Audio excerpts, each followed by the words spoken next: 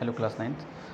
देखिए बेटा, जहाँ तक हमारा हो गया था उसके बाद हम डिस्कस करना शुरू करते हैं। यहाँ तक हमने चैप्टर एक तरह से फिनिश कर लिया था। होमवर्क आपका ये 5 क्वेश्चन था, जिसको मैं पहले डिस्कस कर लेता हूँ, उसके बाद आगे चलेंगे, ठीक है ना। तो first question is, why does a desert cooler cool better on a hard dry day. Hard dry day में ज़्यादा वो ठंडा क्यों करता है? Simple reason, evaporation. इवेपोरेशन ही इसका कारण है। रीज़न कैसे इवेपोरेशन? देखो, जैसे मान लो सरफेस है डेजर्ट का, ठीक है ना, तो अगर हॉट होगा पूरा ऊपर, हॉट ड्राई मतलब हॉट ड्राई वेदर होगा, मतलब यहाँ पे अगर बहुत ज़्यादा गर्मी होगी तो यहाँ जो डेजर्ट है यहाँ से इवेपोरेशन काफ़ी फैसिलिटेट होगा, आसानी से इवेपोरेशन होगा, और अगर आसानी से इवेपोरेशन होगा तो ये कूल फील करेगा। बात समझ में आ रही है ना? वही है कि why does a desert cooler cool better than a hard dry day. The reason is evaporation is easy there. Evaporation is easy there. That's why because of the evaporation this happens easily, ठीक है ना। ये condition, hot dry day condition जो है evaporation को facilitate करती है, and that's why desert feels cooler with respect to others day, ठीक है ना। अगला है, अगर इसमें पहले वाला क्वेश्चन में मैंने समझा दिया, अगर कोई डाउट हो तो प्लीज़ आस्क, ओके। दूसरा है, why does the water kept in an earthen pot, मटका, बिकम कूल ड्यूरिंग समर। उसका भी रीज़न इवेपोरेशन। मान लो ये मटका है, वैसे मटका है नहीं, मान लो ये मटका है, ठीक है ना, ये मटका जुड़ा हुआ है, फूटा नहीं नीचे, सब पूरा मटका है, ठीक है ना। होता क्या है ना, इसको हम पानी भर के इसको ऊपर से पैक कर देते हैं, इसमें छोटे छोटे छोटे छोटे छोटे छोटे छोटे होल्स होते हैं मटके में, ठीक है ना। तो अब मान लो पानी मैंने भर दिया, तो अब जो इसके सरफेस के मालिक्यूल या जो भी टच होते हैं मालिक्यूल इसमें वाटर के, इसके सरफेस से, इस पोर से, छोटे छोटे होल से इवेपोरेट होने का प्रयास करते हैं। तो इवेपोरेट होने का प्रयास करना अलग बात है, इवेपोरेट होंगे कैसे? तो वो इवेपोरेट होते हैं, लेकिन कैसे होते हैं? उस पोर से जो इसमें अंदर जो वाटर भरा हुआ है ना, वो इनको अपनी एनर्जी या हीट इस सरफेस वाले को देने लगते हैं। जो भी सरफेस पे वाटर मॉलिक्यूल आते हैं उनको देने लगते हैं, तो ये होल से इवेपोरेट हो जाते हैं। तो जब ये अपनी एनर्जी इसको जब देंगे होल से इवेपोरेट होने के लिए, तो एनर्जी लॉस कर रहे हैं, हीट लॉस कर रहे हैं, तो खुद क्या हो जाएंगे? ठंडे हो जाएंगे, ये खुद कूल हो जाएंगे। इसीलिए मटके में रखा हुआ पानी ठंडा हो जाता है, इस इवेपोरेशन को फैसिलिटेट करके, इवेपोरेशन को सपोर्ट करके। इवेपोरेशन को सपोर्ट करने के बाद ये मटके का अंदर वाला पानी कूल हो जाता है, क्योंकि सरफेस वाले जो मॉलिक्यूल होते हैं वे इवेपोरेट होना चाहते हैं और उनको इवेपोरेट वो होल से करा देते हैं, पोर से करा देते हैं, और अपनी एनर्जी दे के, एनर्जी मतलब अपनी हीट दे के, तो जब अपनी हीट देंगे तो ये खुद क्या हो जाएंगे? ठंडे हो जाएंगे। तो ये रीज़न होता है। तीसरा question, why does our palm feel, ये मैंने डिस्कस किया था। एसीटोन, अगर हमारा हाथ ये है, इस पर मैंने एसीटोन डाला, तो एसीटोन क्या करता है? हमारी हाथ से एनर्जी, हमारे हाथ से हीट लेके इवेपोरेट हो जाता है। तो जब हमारा हाथ से हीट लेगा तो खुद तो इवेपोरेट हो गया, लेकिन हमारा हाथ हीट देने के बाद क्या हो जाएगा? खुद क्या होगा? ठंडा फील करेगा हमारा हाथ, ठीक है ना। चौथा question, why are we able to sip hot tea और milk faster from a saucer rather than a cup. Saucer का जो सरफेस एरिया होता है, अगर सॉसर में हम डाल दें चाय या मिल्क, सरफेस एरिया ज़्यादा हो जाता है। सरफेस एरिया जैसे ही ज़्यादा होगा, तो मैंने बताया था सरफेस एरिया कप के रिस्पेक्ट में कप का सरफेस एरिया इतना, सॉसर का बहुत ज़्यादा होता है। तो जैसे ही दूध या चाय इसमें हम, दूध या टी हम इसमें डालते हैं, तो सरफेस एरिया बढ़ जाता है, और सरफेस एरिया जब बढ़ेगा तो इवेपोरेशन बढ़ेगा, और इवेपोरेशन जब बढ़ेगा तो ये चीज़ आसानी से ठंडी हो जाएगी और हम इजली इसको पी सकते हैं। अब सरफेस एरिया का रिलेशन मैंने बताया था कि जितना सरफेस एरिया ज़्यादा होगा इवेपोरेशन उतना ज़्यादा होगा, इवेपोरेशन जितना ज़्यादा होगा वो चीज़ उतनी जल्दी आसानी से ठंडी हो जाएगी।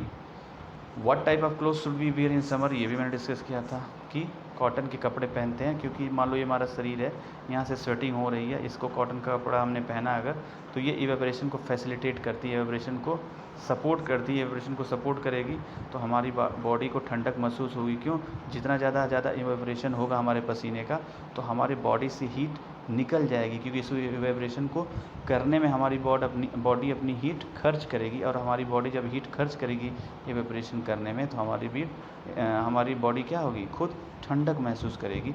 और कॉटन जो होता है, जो ऊपर से हम कॉटन पहनते हैं गर्मियों के कपड़ों में, वो इवेपोरेशन को सपोर्ट करता है, इस वजह से हमें कॉटन का कपड़ा पहनना चाहिए ठंडियों में, ठीक है ना। अब ये थोड़ा सा एक बॉक्स बना है, इसको आप लोग अपने से पढ़ लो, ये थियोरेटिकल पोर्शन है, कुछ इसमें है नहीं conceptual, that's why I am not explaining.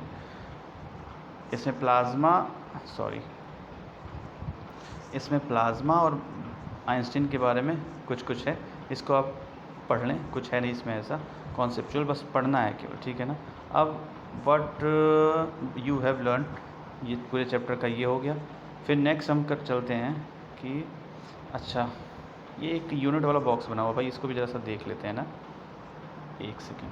देखो, टेम्परेचर को केल्विन के से रिप्रेजेंट, लेंथ को मीटर एम से रिप्रेजेंट, मास को किलोग्राम केजी से रिप्रेजेंट, वेट को न्यूटन एन से रिप्रेजेंट, वॉल्यूम को क्यूबिक मीटर एम पे पावर 3, डेंसिटी को किलोग्राम पर मीटर क्यूब या पर क्यूबिक मीटर केजी पर मीटर क्यूब, और प्रेशर का पास्कल। ये यूनिट भी याद होना चाहिए और इसको कैसे रिप्रेजेंट करते हैं ये भी पता होना चाहिए। एक चीज़ मैं यहाँ ज़रा सा आपको समझा दे रहा हूँ 1 मिनट के लिए, कि जैसे यहाँ डेंसिटी दिया हुआ ना, डेंसिटी का ही है केजी पर मीटर क्यूब, तो ये कैसे आया केजी पर मीटर क्यूब, ये मैं थोड़ा समझा दे रहा हूँ, इसको देख लो। D is equal M by V, mass by volume. अब डेंसिटी की यूनिट हमें निकालनी है, ये केजी पर मीटर क्यूब कैसे है ये मैं समझा रहा हूँ। मास का यूनिट होता है केजी और अपॉन वॉल्यूम का होता है, अब यहीं वॉल्यूम कहीं देख रहा है दे रखा, देखो मीटर क्यूब यहाँ दे रखा ना, यहाँ तो मास का हो गया केजी, वॉल्यूम क्या हो गया मीटर क्यूब, तो केजी पर मीटर क्यूब। अब ये जो मीटर क्यूब ऊपर जाएगा तो इसको ऐसे लिख सकते हैं, केजी डेंसिटी का यूनिट और मीटर का क्यूब जब 3 ऊपर जाएगा तो -3 हो जाएगा। तो इस तरीके से यूनिट हम डिराइव भी कर सकते हैं, और यही यहाँ पर देखो लिखा हुआ है, तो इस तरह से हम यूनिट डिराइव कर सकते हैं, ठीक है। एक्सरसाइज के क्वेश्चन शुरू करते हैं। पहला है कि पहला ये है कि टेम्परेचर को, ये जो टेम्परेचर दे रखा है इसको सेल्सियस में चेंज करना है। तो सेल्सियस मैंने बताया था कि C is equal K is equal, फिर से समझा देता हूँ, C प्लस 273, तो C is equal K minus 273, इसी से हम सॉल्व करेंगे।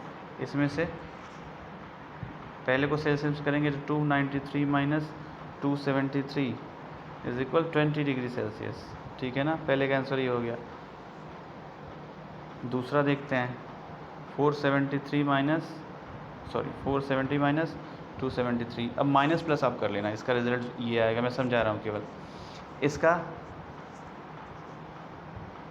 Convert the following temperature to the kelvin, अब इसमें 273 हमें ऐड करना होगा, क्योंकि केल्विन अगर निकालना है तो C प्लस 273, तो ये सेल्सियस में है, केल्विन में चेंज करना तो 273 दोनों में ऐड कर देंगे। पहले इस क्वेश्चन का डेरिवेशन मतलब ऐसे कर लेंगे, इसे माइनस करेंगे, इसे प्लस, रीज़न मैंने एक्सप्लेन कर दिया।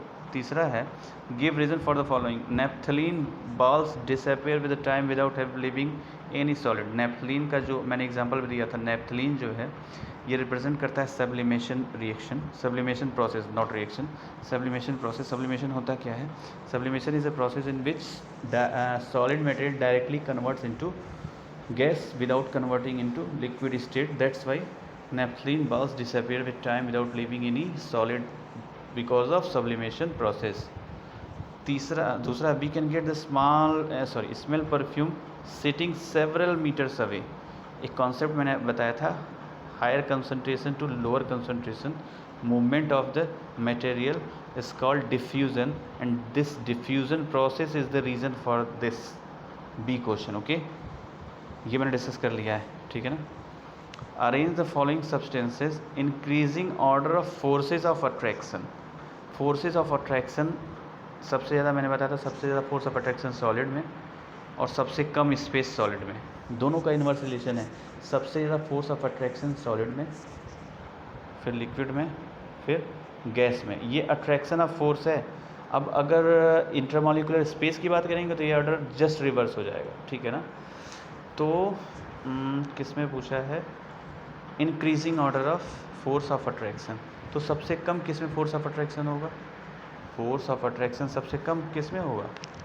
जो गैस होगी यानी कि ऑक्सीजन, उससे ज़्यादा लिक्विड यानी कि वाटर, और सबसे ज़्यादा शुगर सॉलिड। क्योंकि फोर्स ऑफ अट्रैक्शन सबसे ज़्यादा सॉलिड में, फिर वाटर में मतलब लिक्विड में, और फिर गैस मतलब ऑक्सीजन में। तो शुगर में सबसे ज़्यादा होगा अट्रैक्शन, देन लिक्विड मतलब वाटर, देन गैस, ठीक है ना। ये हो गया।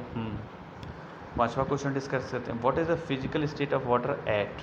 अब देखो मैंने एक कॉन्सेप्ट आपको बता रखा, वहीं से आप ये ध्यान देना बेटा, उसको आप वहीं से कर लेना। वो रीज़न मैंने बताया था कि 0 डिग्री पे वाटर, 0 डिग्री पे वाटर आइस भी होगा एंड वाटर भी होगा, रीज़न मैंने बता रखा है 0 डिग्री पे, ठीक है ना। और 100 डिग्री पे ये वाटर भी होगा और गैस भी होगा, मतलब वेपर भी होगा, क्योंकि यही एक पॉइंट है जो इंटर कन्वर्ट होता है। इसी 0 पे ये आइस भी बनता है और वाटर भी मेल्ट भी होता है, और इस 100 पे ये वाटर भी रहता है और वाटर से गैस में कन्वर्ट भी होता है। तो इस पर्टिकुलर टेम्परेचर दोनों पे ये दोनों स्टेट रिप्रेजेंट करते हैं। तो देखो 25 डिग्री सेल्सियस तो नॉर्मल टेम्परेचर, तो इसमें लिक्विड होगा। 0 पे ये आइस भी होगा और वाटर भी होगा, और 100 पे वाटर भी होगा और गैस भी होगा, मतलब वेपर भी होगा। तो ये चीज़ है, ठीक है। 6 क्वेश्चन है। अब ये तो प्रॉपर्टी है बेटा, देखो ये तो प्रॉपर्टी है, गिव टू, अच्छा कितना, चलो ठीक है, 11-12 मिनट हो गया। 5वें क्वेश्चन तक आप कर लें, 5th तक आप करें। 6 से मैं ये दो रीज़न, हाँ पूरा आगे मैं फिर से एलिबरेट करके बता दूंगा गिव टू। हालांकि ये चैप्टर से रिलेटेड सारी चीज़ें हैं, लेकिन मैं फिर से एक्सप्लेन कर दूंगा नेक्स्ट वीडियो में। और नेक्स्ट वीडियो में possibly I will start the next chapter, otherwise उसके अगली वीडियो में हम अगला चैप्टर स्टार्ट कर लेंगे। बस ये 6, 7, 8, 3-4 क्वेश्चन बच्चे हैं बेटा। नेक्स्ट क्लास में हम नेक्स्ट चैप्टर स्टार्ट कर देंगे। कोई डाउट हो तो प्लीज़ आस्क। Thank you.